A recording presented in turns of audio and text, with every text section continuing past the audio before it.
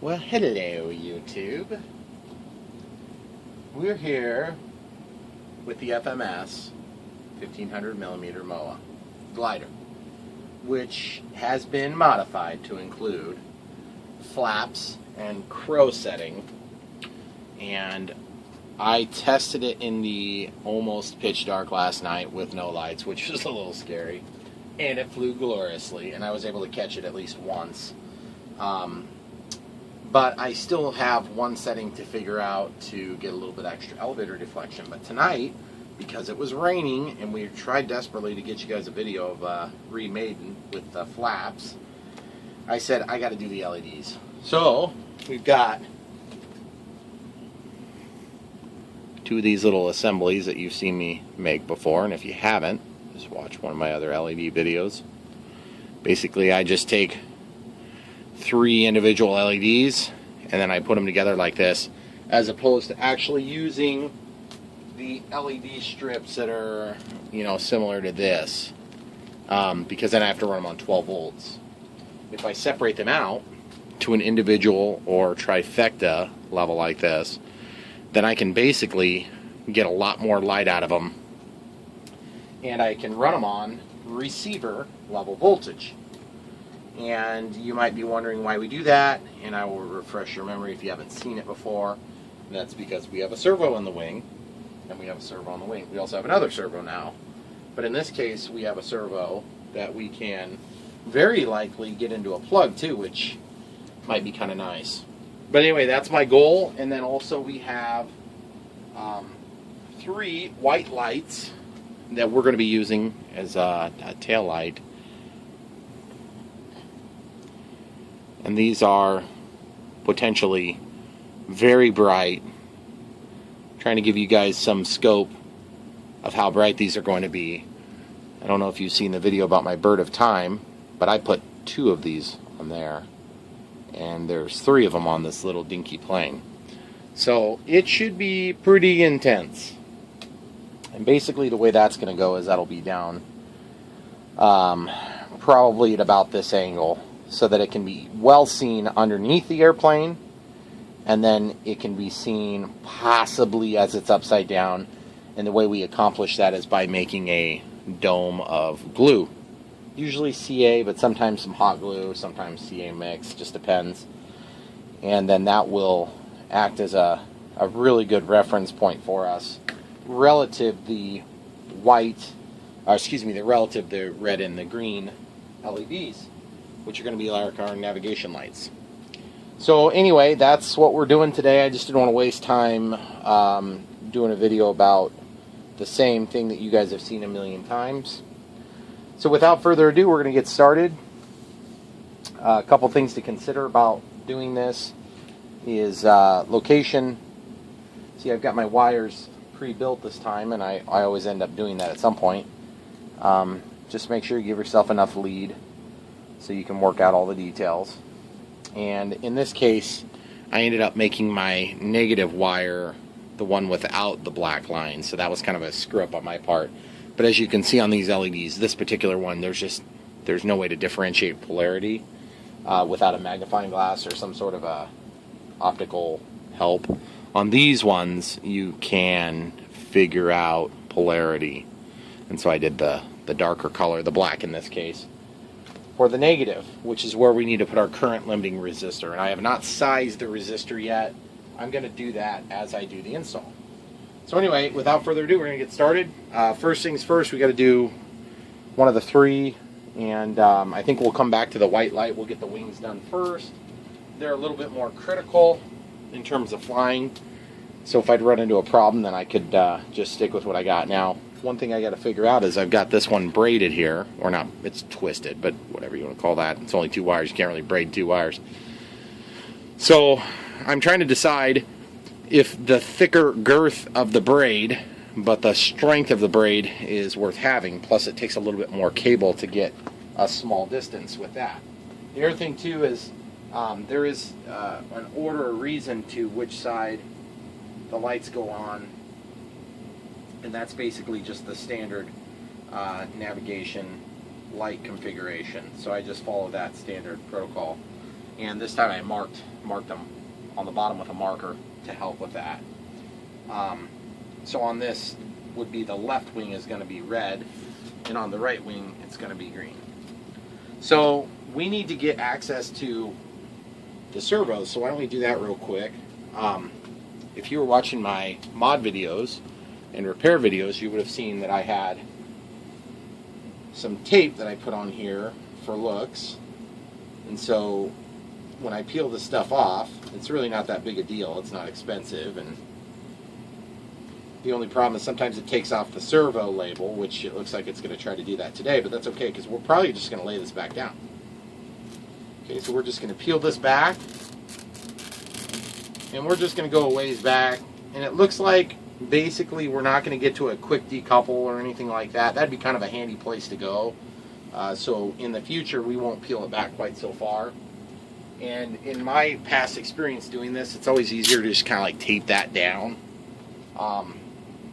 If you know you're going to be working on this for a couple of days or having this peeled back, I would recommend using a piece of wax paper or something to prevent the stickiness from getting screwed up.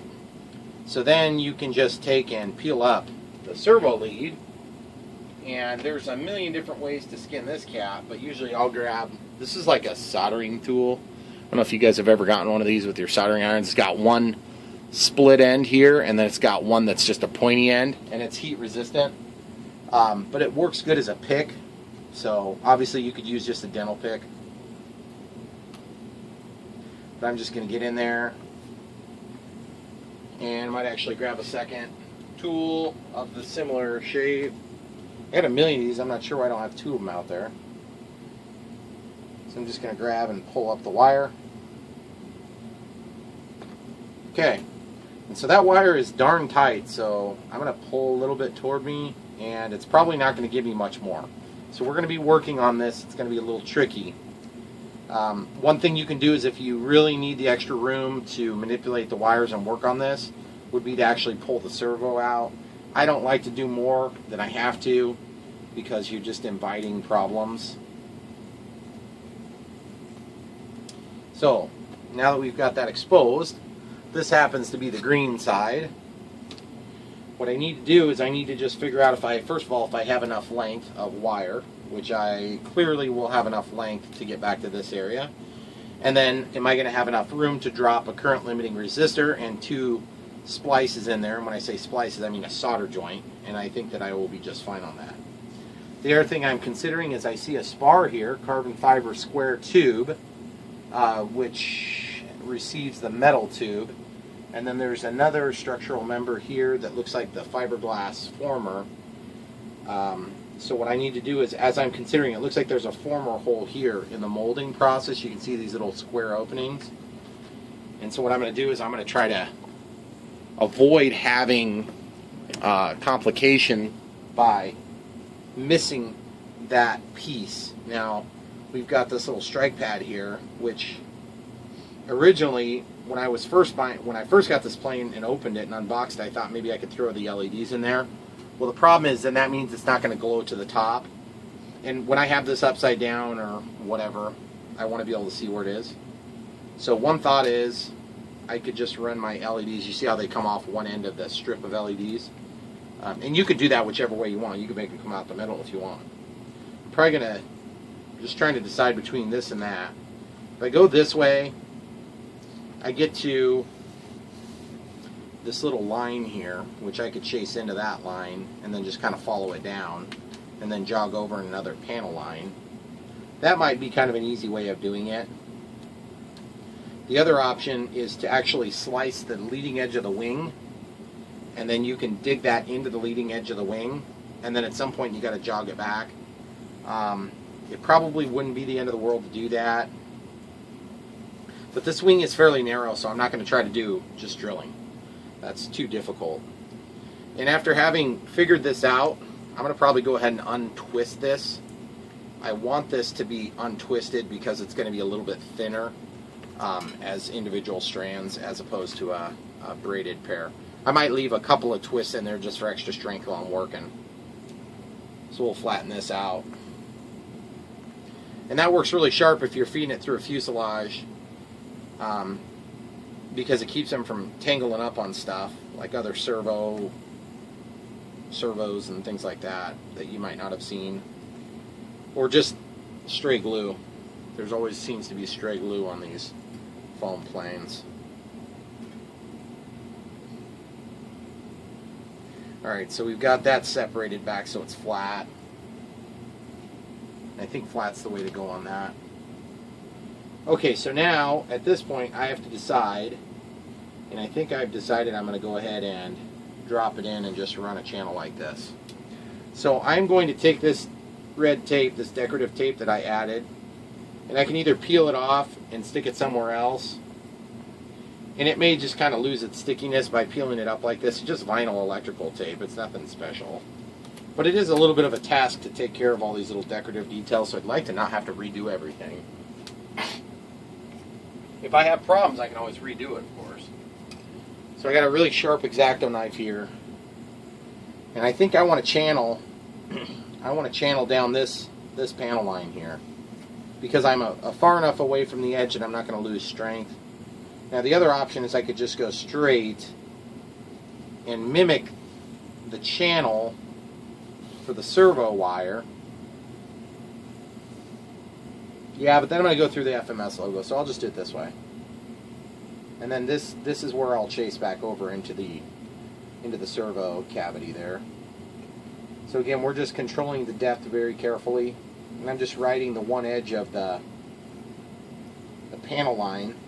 And I'm going to just keep following this panel line all the way out to the edge.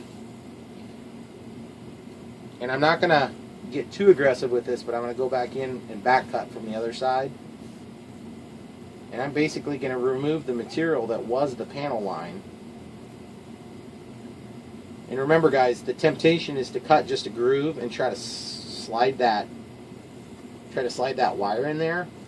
You're not going to be able to slide it in there. I hate to break it to you. You need to actually remove some material, or you're not going to be able to fit the wires. The wires have a pretty good amount of girth.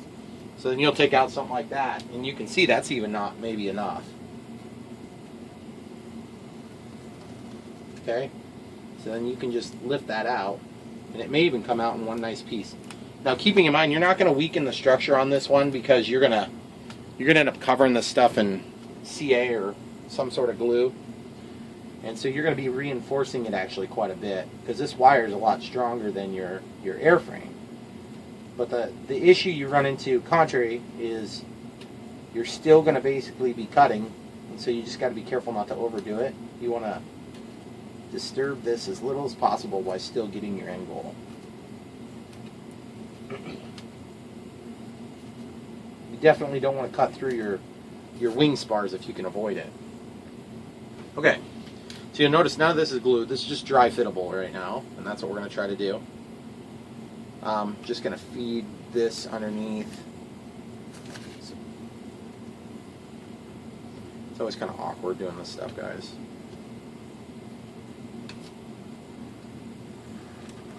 Alright. So now the black line I'm going to stick down first. It'll help obstruct the color of the black line, which in this case is the negative.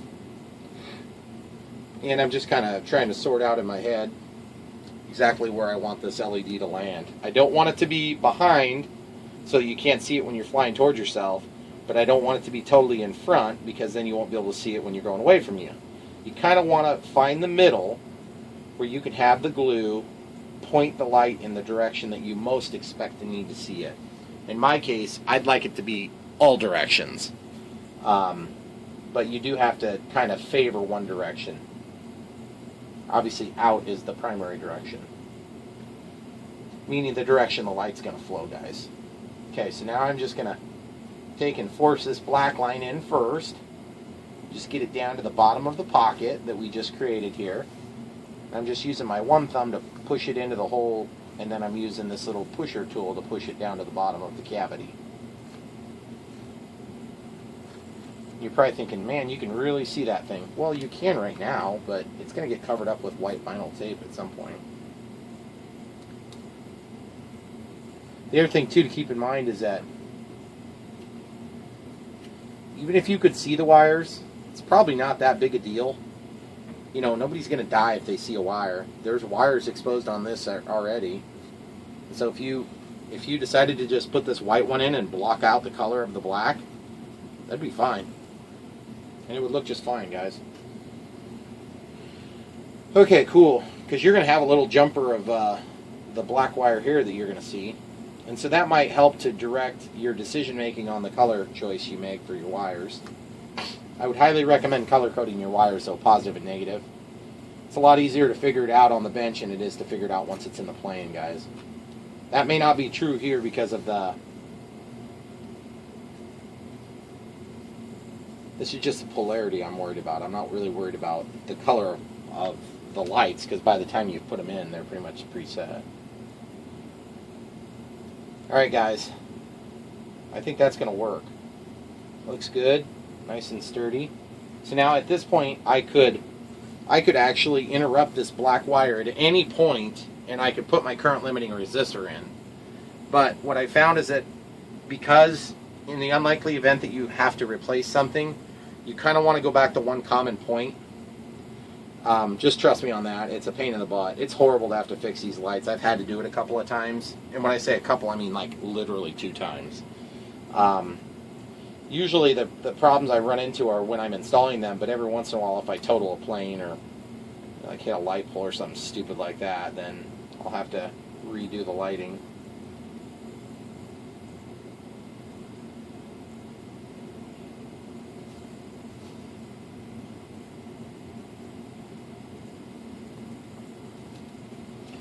Alright, so just looking at the axis of where this light's going to end up, it's basically, it's going to be seen forward and it's going to be seen back a little bit, but not much. So I think I might want to pull this wire through just a little bit more. So that means I need to pull it up possibly a little bit, the black wire at least, because it's buried down in there. Easier to do it now than it is later, guys.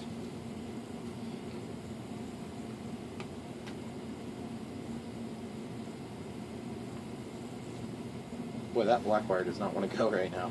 It's kind of pissed off that I'm pulling on it. There we go. Perfect.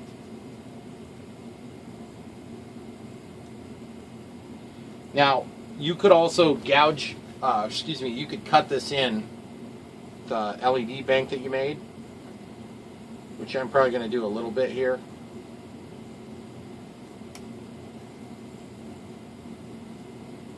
You'll just kind of line it up and then make your cuts. Dang it, stuck to that decorative stuff. And remember, you're going to be able to take and add glue to this to get your simulated decorative light diffuser.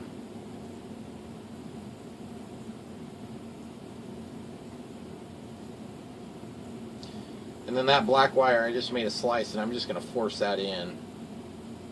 And then I'm going to try to set the white wire on top of it and then force that in as well, which will really help. It'll try to obstruct the visibility of the black wire, which is going to look a lot better with this white wing. You guys have seen any of my videos where I do LEDs. Well, I think they look good when I'm done. I suppose you guys probably do too, but you wouldn't be watching this. Okay, so now that I've got that in there, now I just need to get a little bit of CA going. And what I'll use is a medium CA as opposed to a thin CA. A thin CA product might be a little bit too runny for this application. And I always want to make sure I have something to manipulate the CA with, aside from my finger. So I'll have paper towel.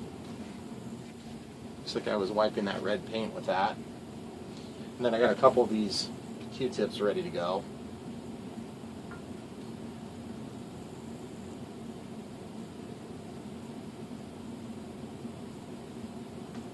It's acting like it's clogged, but it wasn't clogged before, so get this unclogged, come right back. Okay, sorry about the interruption.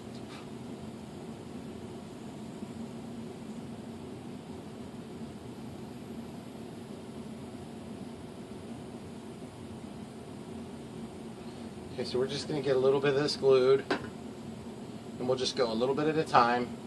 Now remember, we don't want to get any kicker on the backside of that tape, because that will actually work against the adhesion there, which is really frustrating if you've ever had to deal with it, because then you can't ever get the stupid thing to stick down again. And that stuff, by the way, I don't know if you recall, but when I was fixing this and the pops in your hand, on your mouth, got onto my shirt, I used kicker to take it out. So even after it was dry, it was like a day later. And it came out perfectly. So if you do your own laundry, that's what you can do. If somebody else does your laundry, tell them. That stuff is pretty nasty. If you don't take it out, it'll get hard and stuff when you heat it up in the dryer. Then your shirt's pretty much ruined.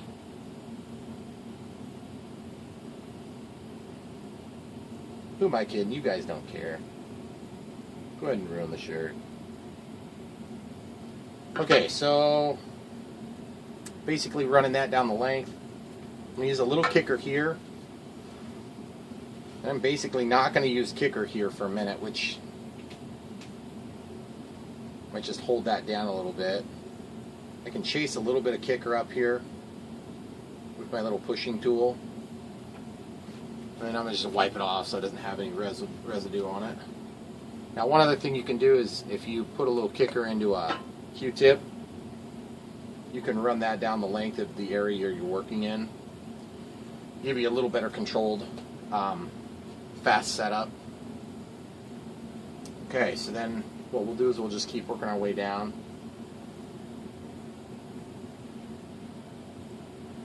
I can't necessarily say this is an overly difficult project, but the hardest part for me is deciding where to put everything. Just kind of that process of committing to one particular setup versus another. I don't like the process of committing to, well, anything, but in this case, I just know that there's a certain point where I can't get back a better option, you know, like I can't switch gears and do it a better way. And so for me, it's kind of scary to get to that point, which sounds ridiculous because we are talking about a toy airplane, but it's an awesome toy airplane. And guys, you know, any of you out there who like doing modifications to your airplanes, like me, it does take some guts to do modifications, because there is always a possibility you'd make it worse.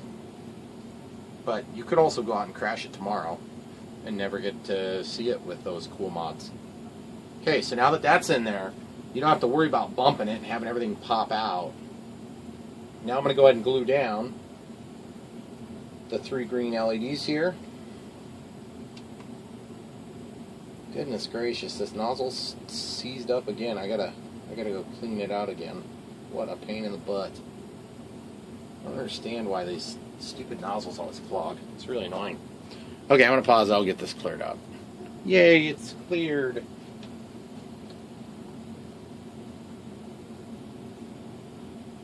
Then of course it comes out 3 times as quick.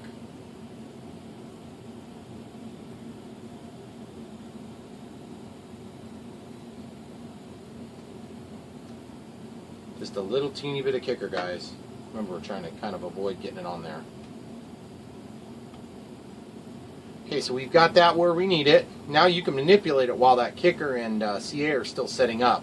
And the idea is you kind of want that light to go in all directions. In fact, this light will be visible from the other side if it works like all the rest of the lights that I put on, the airplanes that I put on. But this also will protect the LEDs, particularly the wire, from having a risk of short circuit. So don't cut corners on this. Make sure that you get it covered. It's not just a decorative thing here. Okay, so now that we've got that in place, we'll come back in a time when we can pick up the plane and point the wing downward, and then we'll use the gravity to drip the glue. And then that drip will give us that fancy, nice look we're looking at. And see, honestly, with that white wire going up, I'm tempted to say you won't need to even put any tape on there. But I could be wrong. And I guess at this point, my tendency would be to go ahead and leave it without. This is just rubbing alcohol, guys. Isopropyl alcohol. If I'm saying that right, I think I am. Just kidding, I know I'm saying it right. But the thing is, what that's going to do is that'll cut any kicker in that little area right there where I've got to lay these decals back down. That aren't decals, they're just electrical tape. Okay, colored red electrical tape. Alright, so we're going to let that set for a second. Let that stuff evaporate off the alcohol. And while that's working, then I might go ahead and cap off the glue, and what we're going to do is we're going to move on to tapping the power wires from the servo lead. And that's a very critical step, guys. And you may have heard me say earlier that I hadn't actually sized my resistor yet. And I haven't. So we're going to have to do that yet still. So this has just a standard 9-gram servo tucked into the pocket here. And what I'm going to do is I'm just going to work these wires down and around the bottom of the servo. And my experience with this has been that if you remove the servo to get to the wires, it does make this step a lot easier, because you don't have to do this. You just kind of lay it underneath where you want it to go. And you do run the risk of pushing through the sheath on your cabling and thus risking a short circuit if you push too hard, so you need to be gentle with this. The other thing is, you don't want to hide it so much that you forget where the wires are. You just want to hide it enough that in operation you don't see it. Plus remember, if you go to take out the servo later, say the servo fails on you or whatever, you don't want to have to destroy too much stuff to get to it. Okay? So I'm basically just working this around. There's the servo wire exits the servo like right here. And so I'm just kind of working the negative wire, the black wire, up and behind it. And that will keep the wire from protruding in this area where we have weak coverage, because I don't want to go too nuts on glue, because this is already glued in to a certain extent in a manner that would be removable, or semi-removable is what I would call it, in the event of a crash,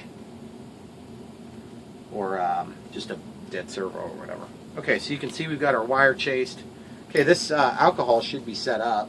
So if we would choose to add a piece of white electrical tape, we can always lift this back up if we have to. We may have to redo it just because it may not stick as good as it had prior to this endeavor. But honestly, that white wire is just almost invisible anyway. White tape is going to be visible, it's just going to be the same color. Okay, so now at this point, I need to make a decision on where I'm going to strip wires and how I'm going to accomplish that. And strippers are normally the way I would do it, but you have to remember, we're going to have a ton of extra slack here, so you may have to get a little bit creative with this. And a lot of times what I'll do is I'll peel up the wire like this. And remember, we have brown, red, and yellow, or orange in this case. Oranges are signal, red is our power, or 12 volts, and then brown is our ground. Sometimes they come as white, black, and red, and just remember the lighter color is going to be your signal line, and the darker color is going to be your ground, and the red is always your power. So when I say power, I mean the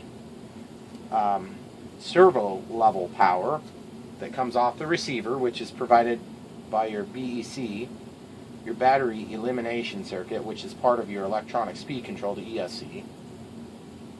And what you can do is you can take and tap that voltage and use that to run your lights, provided you put a current limiting resistor in. And a current limiting resistor is built into those strips if you would ever just do the strips as three lights all together. Problem is, those strips are always too big for my taste. It's awkward to do this like this, guys. Okay, so I've got, oh, yeah. See, I separated the brown from the red there, but then the knife chased down, and so I'm sure that I cut into possibly a little bit of the copper. So I just got to be real careful here how I do this. Okay, so I've got that. I don't think I made it to the copper, thank goodness. Okay, so I have the black there, and then I've got to get the signal separated from the red. So I'm just gonna go straight back and forth a little bit, get that blade all the way through, and then just very carefully walk it. And what I'm going to do is I'm actually going to separate these wires much further than I need to actually get the job done, and then that'll give me